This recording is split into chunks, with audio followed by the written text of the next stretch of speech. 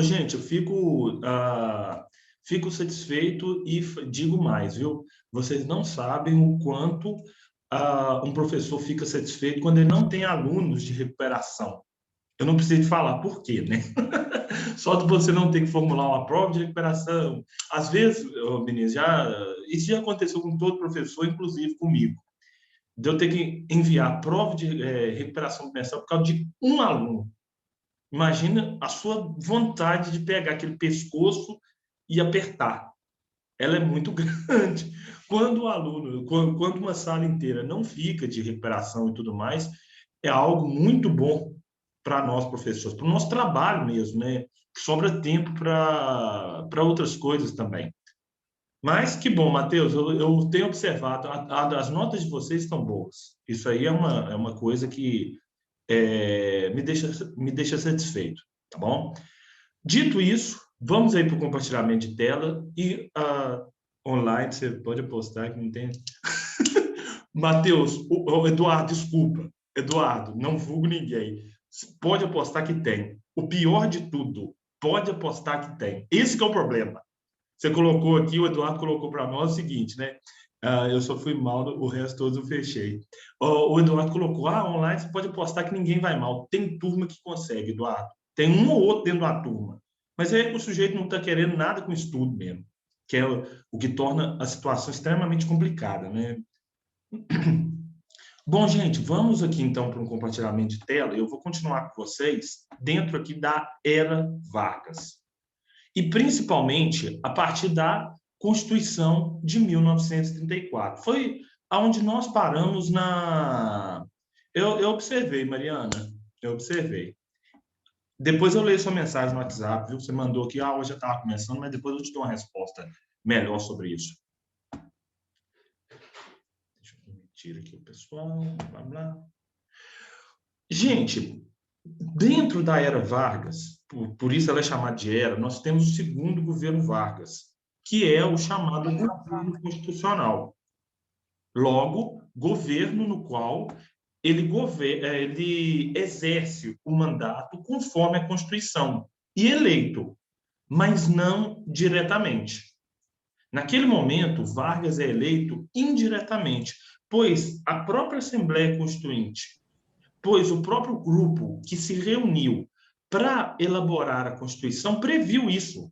Previu o quê? Previu que a primeira eleição presidencial, logo a de 1974, deveria ser indireta. E aí Vargas foi eleito com uma maioria esmagadora de votos. Ele já era o chefe do Poder Executivo desde 1930 por conta da Revolução de 1930. E como eu acho que mostrei para vocês na aula passada, mas aí já era o final da aula, temos aqui uma imagem da Constituição da... Sem problema, Ana, sem problema, viu? Temos uma imagem aqui da Constituição de 1934. Constituição essa, né, que previa todas as conquistas ainda do governo provisório, chegando à Carta Máxima do país. Quais conquistas eram estas? Voto feminino, eleições secretas, criação do TSE. Então, tudo aquilo que o Vargas havia decretado ao longo do seu governo provisório foi incorporado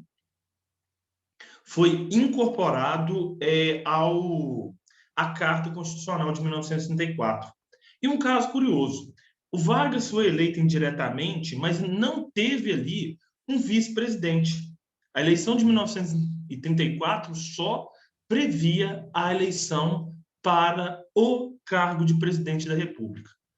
Flávio, caso acontecesse alguma coisa com Vargas naquele momento, aí então ele substituiria, né, na velha ordem, presidente da Câmara, presidente do Senado, presidente do Supremo Tribunal Federal. Bom, a Constituição de 1974 já nasce muito contraditória. E aí vamos ver o porquê. Até mesmo pelo momento histórico, pela década de 30. Como eu mesmo falei, né, a década de 30 foi a década mais autoritária do século XX. E o Brasil não ficou de fora. desse autoritarismo presente nos anos 30. Como eu mesmo falei, promulgação da Constituição em 16 de julho, no caso, ela ficou pronta em 16 de julho de 1974. Constituição de caráter liberal e de inspiração fascista.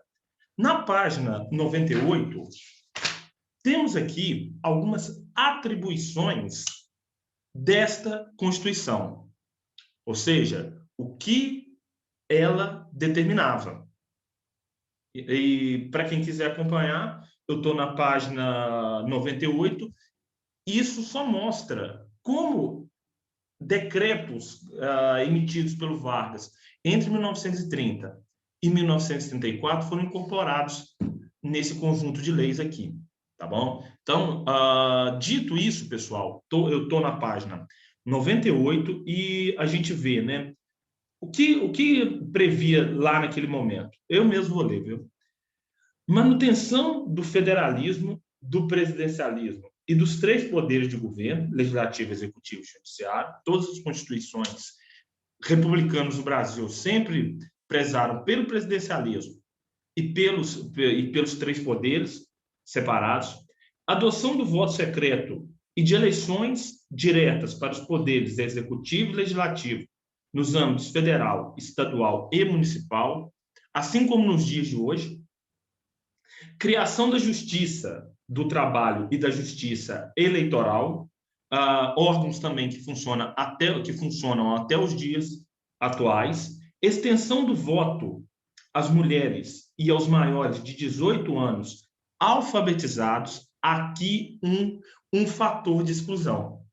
Ainda na Constituição de 1934, e ainda nós vamos ver uma outra Constituição, que é a de 1946, todas elas previam apenas o voto para o alfabetizado. Embora o analfabetismo começasse a diminuir no Brasil, começasse a diminuir leis, né? Foi um longo processo. Ainda o número de analfabetos era muito grande. Excluir analfabetos era um fator de exclusão. Era um fator de exclusão muito forte, muito pesado. Outro ponto também, confirmação da legislação trabalhista, que foi finalizada em 1943. Então, a luta trabalhista só teve fim, não, né? Teve garantias legais em 1943. Na Constituição de 34 havia ali promessas de votações sobre as mesmas, né? Salário mínimo, jornada de trabalho, jornada de 8 horas, repouso semanal, férias remuneradas, indenização por dispensas sem justa causa. Então, essas eram algumas garantias trabalhistas da Constituição de 1934, frutos de lutas desde o início dos anos 1900. Criação do mandato de segurança para defender o cidadão contra os abusos do Estado. E aí eu faço a pergunta: alguém sabe o que é um mandato de segurança? Pode abrir o microfone, pode escrever para o chat. Ou tem ideia?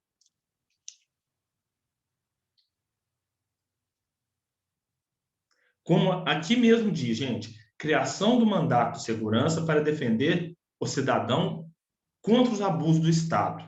Alguém tem ideia de como funciona um mandato de segurança? Povo aí, ninguém quer ser advogado no futuro, não? É um pedido judicial, boa. É um pedido judicial para complementar aqui, Matheus.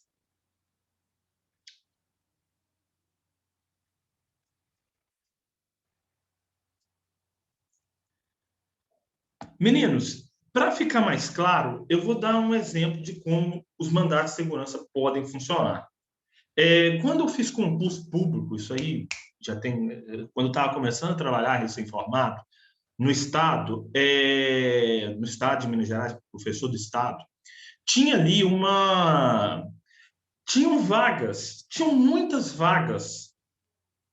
E eu não passei dentro das vagas que o Estado prometia. No concurso eram 3 vagas, eu lembro que eu fiquei em 6º lugar. Bom, mas alguns colegas do ramo do direito falavam assim, me perguntavam: Flávio, tem a vaga? Eu falei assim: tem, inclusive eu estou ocupando ela, mas como contratado. Mas então, aí eles me respondiam, então você pode entrar com mandato de segurança pedindo posse nesta vaga. Eu não precisei de entrar porque eram 3 vagas, mas eu não posso para 33 pessoas, para vocês terem uma ideia. Mas só que demora um pouco, é um processo um pouco mais demorado. Então, o que era o mandato de segurança? Até meu colega me explicou. Era uma forma de garantia legal ao seu direito. Tinha vaga? Tinha. Então, por que o Estado não te dava posse? Não sei, por erro deles, burocracia e outras coisas mais. Sendo assim, o mandato de segurança é para garantir justiça ou para garantir, para não garantir os abusos do Estado. No meu caso, tinha vaga? Tinha. Então, ele sugeria, entre com mandato de segurança para você tomar posse nessa vaga. É interessante isso, viu? Como eu acabei de ler mesmo, para defender o cidadão contra os abusos do Estado. Meninos, o Estado, pela lei, só pode matar em caso de guerra. É o caso que existe pena de morte no Brasil, né? A pena de morte não está abolida de tudo, não. Mas como o Brasil não entra em guerra desde da Segunda Guerra Mundial, então como se tivesse abolido. Mas não está, viu? Então o Estado não pode cometer atrocidades contra os cidadãos, tá? E por isso existe esse tipo de mandato. Outro ponto, para a gente finalizar aqui, obrigatoriedade do ensino primário gratuito. Então, para tentar uma diminuição do analfabetismo no Brasil, que era um problema crônico, e é um problema do Brasil até os dias de hoje, viu? Não é que ele terminou, não. O ensino primário e gratuito foi instituído. E, Flávio, e o que nós chamamos de ensino médio hoje? Esse não era gratuito, não. Essa pessoa tinha que se virar por conta própria. Dentro dessa Constituição de 1934, temos a eleição direta de Vargas. Sendo assim, começa, né, determinadas disputas dentro do governo constitucional. E, meninos, prestem atenção nisso aqui. São leituras do que acontecia na Europa aqui no Brasil, na sua versão, como muitos chamavam, tupiniquim. E o governo constitucional de Vargas ficou marcado por esses confrontos, e quando eu digo confrontos, eram mesmo confrontos físicos. Era partir para porrada. Quando integralistas e comunistas se encontravam, estavam lá os integralistas marchando, era tiro, porrada e bomba. Não é forma de falar, não. Era tiro e porrada mesmo. Era como torcidas organizadas se encontrando.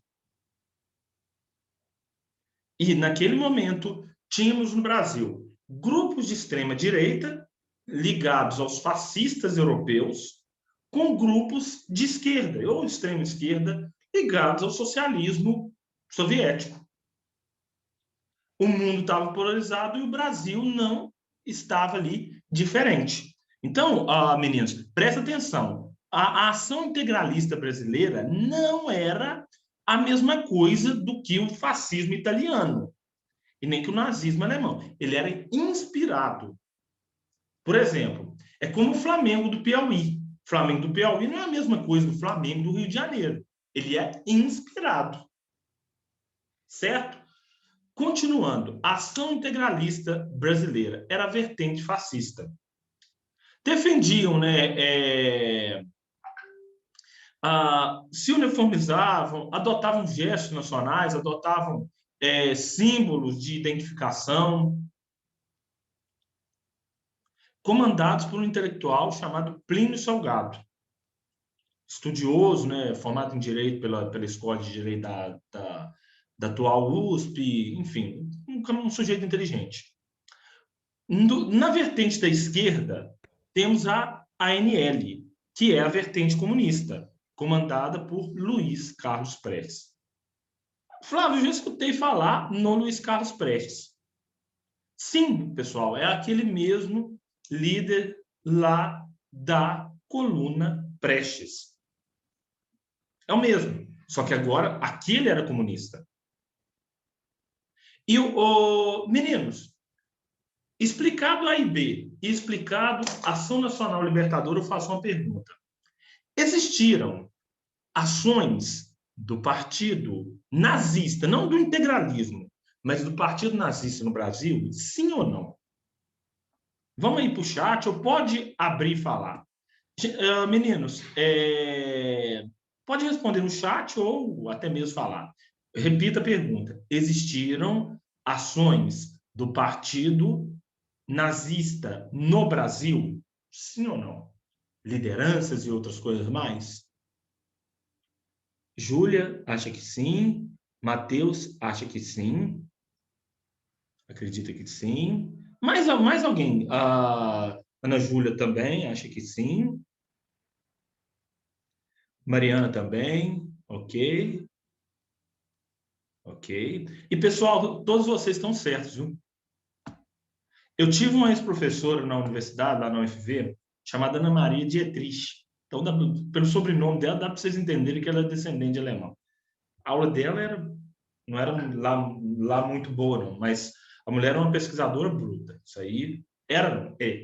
Ah, e ela escreveu a dissertação de mestrado, a tese de doutorado dela, inclusive depois ela transformou isso num livro, vocês acham esse livro para comprar na internet, chamado O Nazismo entre Nós.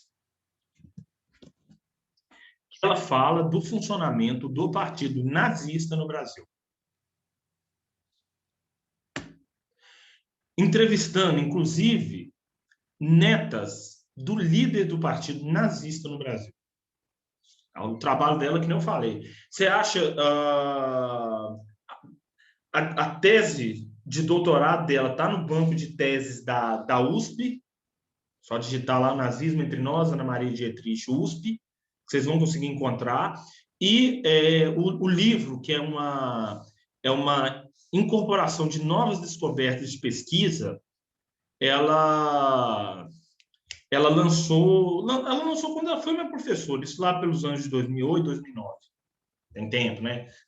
Mas é sempre bom, sempre que eu trabalho com integralismo, eu lembro dessa história.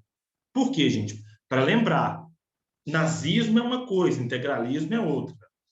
O integralismo é baseado no nazifascismo europeu, mas, logicamente, com as particularidades brasileiras. E isso não exclui também o funcionamento do partido nazista aqui no Brasil. Depois de tudo isso, vamos ver algumas características primeiro deles, da ação integralista brasileira, A e B. Liderança de Plínio Salgado, que nem eu falei, um intelectual, muito estudioso de direito e outras áreas do conhecimento humano, e utilização da sigma, que é uma letra grega, e saudação, e da saudação Anauê. Então, eles batiam a mão, levantavam a mão para o alto, meio parecido com Heil Hitler, coisa daquele jeito, né? Com a palavra indígena Anauê, que em dialeto tupi-guarani quer dizer eu sou seu irmão. Era uma forma de valorizar o que era nacional. E olha só que coisa esquisita. A letra é uma letra grega, mas a saudação é a saudação indígena. São coisas brasileiras, gente. São jabuticabas. É uma coisa que só existe no Brasil. Efeito jabuticaba. Então, Anauê era uma forma deles,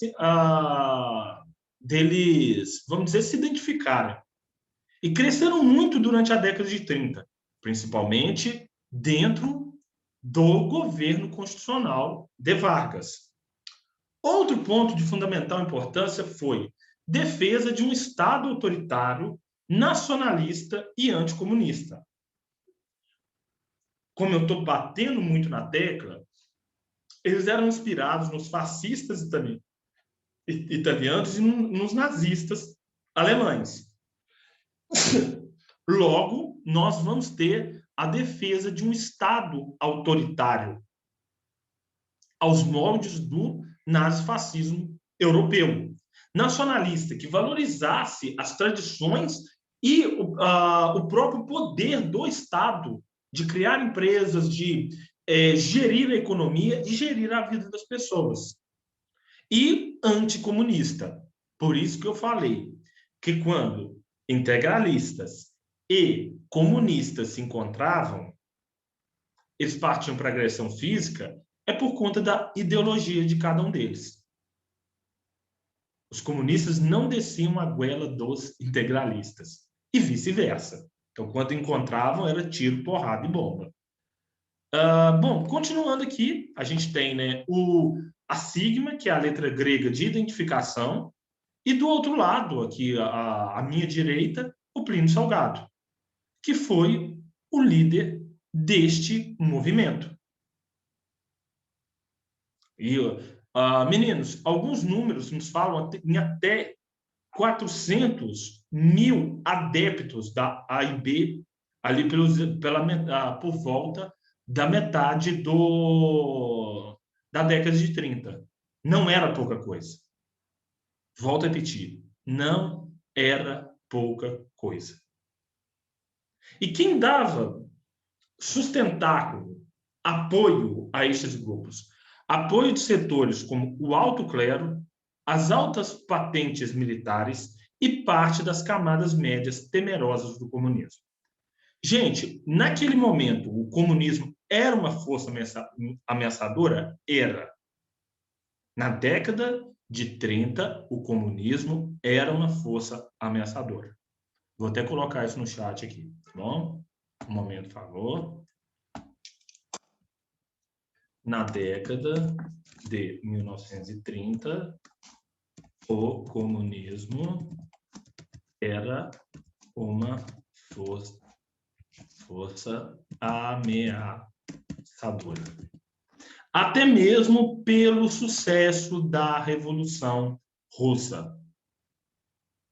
E a partir do sucesso da Revolução Russa, você tem essa exportação de modelos revolucionários. Tentativas de colocá-los em prática na Alemanha, na Itália, na Espanha. Na Espanha, nós vimos a Guerra Civil Espanhola. Sendo assim, o pessoal, e, logicamente, se você tem um perigo, você tem o anti. E esse anticomunismo vai ganhar muitos adeptos, inclusive dentro do Ministério do Getúlio Vargas. Alguns falam que o ministro Oswaldo Aranha era ligado ao integralismo, mas ele mesmo nunca assumiu publicamente.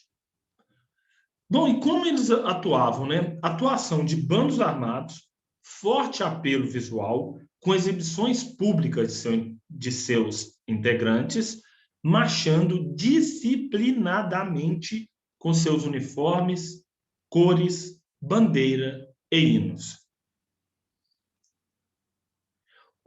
Meninos, até a década de 80, a gente pode dizer no Brasil, ainda se valorizava muito hino, uniforme e disciplina. A partir dos anos 90, isso perdeu bem. Eu faço uma pergunta aqui, né? Quando nós estávamos no presencial, quantas vezes vocês lembram de ter subido lá para a quadra para cantar hino nacional? Fala, vocês me respondem isso no chat. Alguém lembra de ter feito isso quando nós estávamos aqui no presencial? Alguém lembra de ter subido lá para cantar hino e tudo mais? Nenhuma. Não, naquele ano, não. Verdade? Não. Mas alguém, gente? Ana Júlia, Júlia Vieira, nos 3 anos que eu estudei lá presencial, nunca. Mariana também, boa Mariana. Gente, aí nem eu lembro de 2 anos. Isso que eu ia falar agora. Próximo ao 7 de setembro, da gente subir, aí sempre sobe para os professores de História e Geografia, né? Para dar aquela palavra, pegaram eu, Germana, a Leila, a Maiara e o Fernandinho. E acho que fomos nós 5 para falar, para dar uma palavra sobre o 7 de setembro e outras coisas mais. 7 de setembro e cantar o hino. Mas é uma vez por ano. Então, de certo modo, gente, isso se perdeu pós-década de 90. E sendo bem sincero, se você pedir aqui para eu cantar todo o hino sem errar Nenhuma parte, meu filho, eu vou te dizer, eu vou errar. É uma vergonha como professor de história falar isso, mas eu vou errar.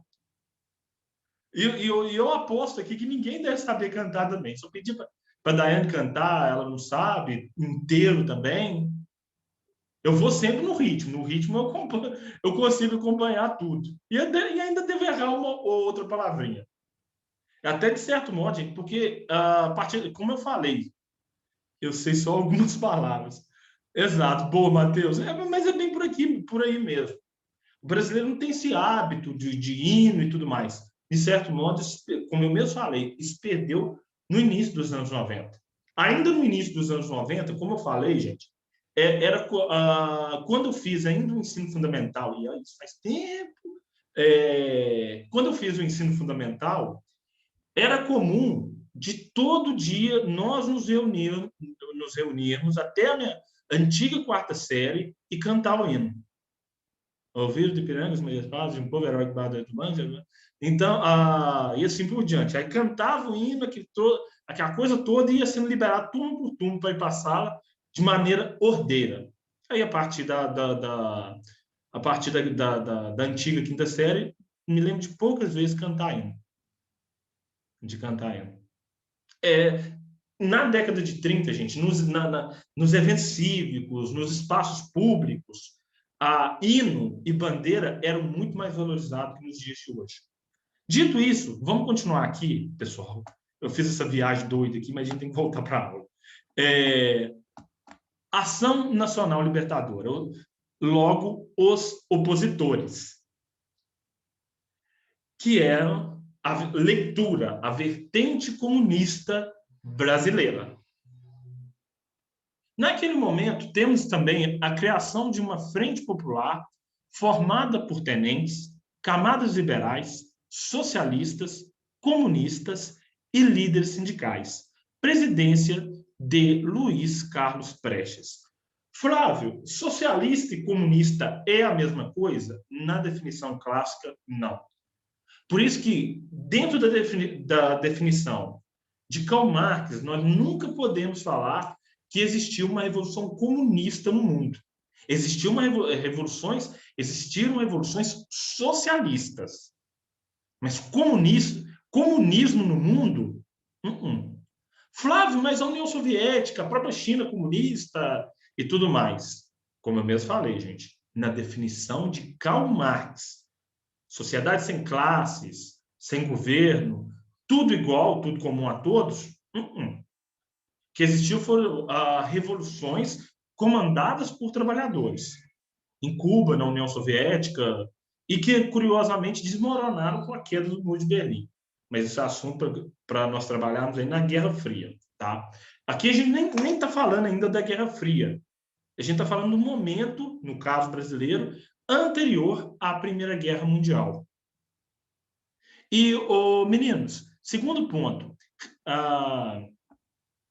o que eles demandavam, o que eles pediam, reivindicação de que empresas estrangeiras fossem nacionalizadas, realização de reformas agrárias, aí no plural, formação de um governo popular e abolição da dívida externa.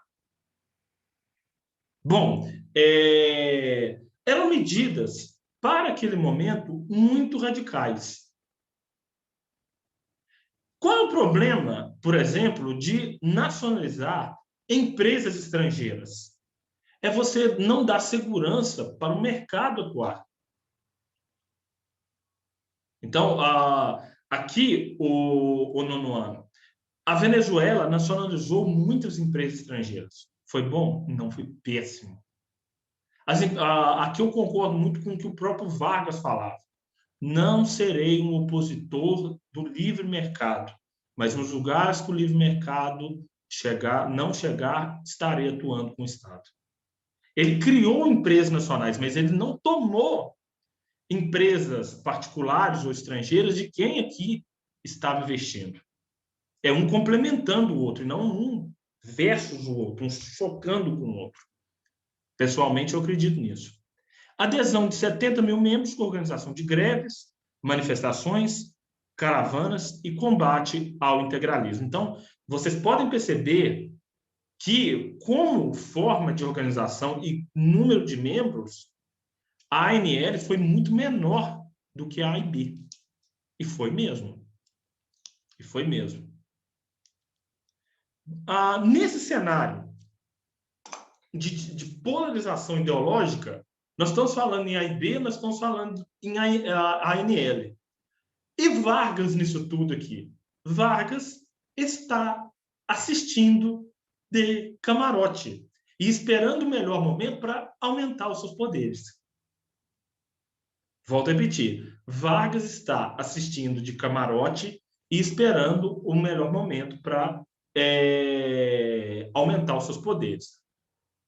Para nós terminarmos esses slides aqui, povo, os comunistas tentam tomar o poder num movimento chamado de intentona comunista. A palavra intentona, pessoal, pode ser entendida como intentona. É igual a tentativa. E temos, né, ainda já no ano de 1935, espera um pouco, um momento, por favor, a chamada intentona comunista. Eu vou colocar no bate-papo também. Movimento fortemente reprimido pelo governo, planejado a partir dos quartéis de Natal, Recife e do Rio de Janeiro. A partir desses quartéis, a ideia dos comunistas era tomar os quartéis de todas as capitais brasileiras e que esses quartéis dessem sustentáculo à investida de Luiz Carlos Prestes contra Getúlio Vargas